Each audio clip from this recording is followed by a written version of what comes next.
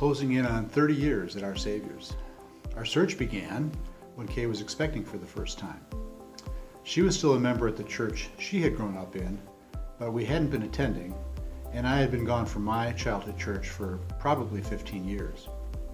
So the day came when she informed me that it was time for us to find our church. I don't recall opportunity for a discussion about that. After a few visits, choosing Our Saviors was a pretty easy decision. It was a friendly place back then too. The Our Saviors building we first walked into 30 years ago wasn't this one. It was the round building to the south of us on the corner of E and K. Our kids still remember it for the circular indoor running track it provided when it was time to gather them for the ride home.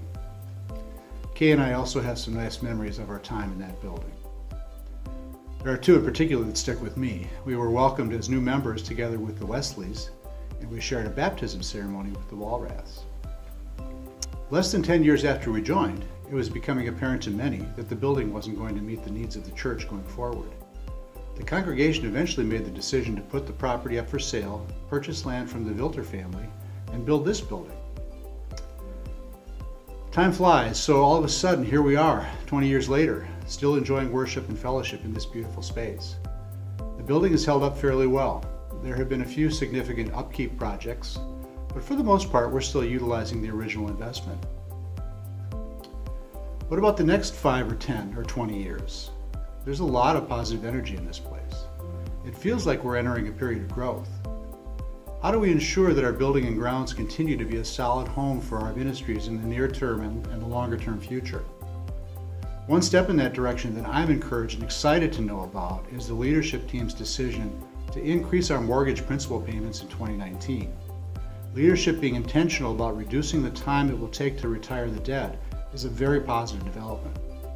Retiring the debt, eliminating that large monthly payment, would enable us to build cash for a future building expansion we may need and for the major repairs we know will be required. I'll close with some words that you can find in the bulletin insert this week. When I read one paragraph in particular, I wanted to include it because I thought it was better stated than what I was likely to come up with.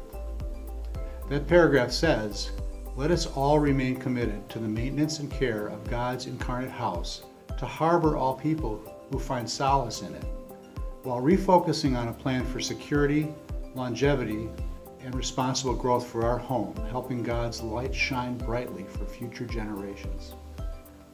I would invite you to keep those thoughts in mind as you pray about and consider your giving pledge for 2019.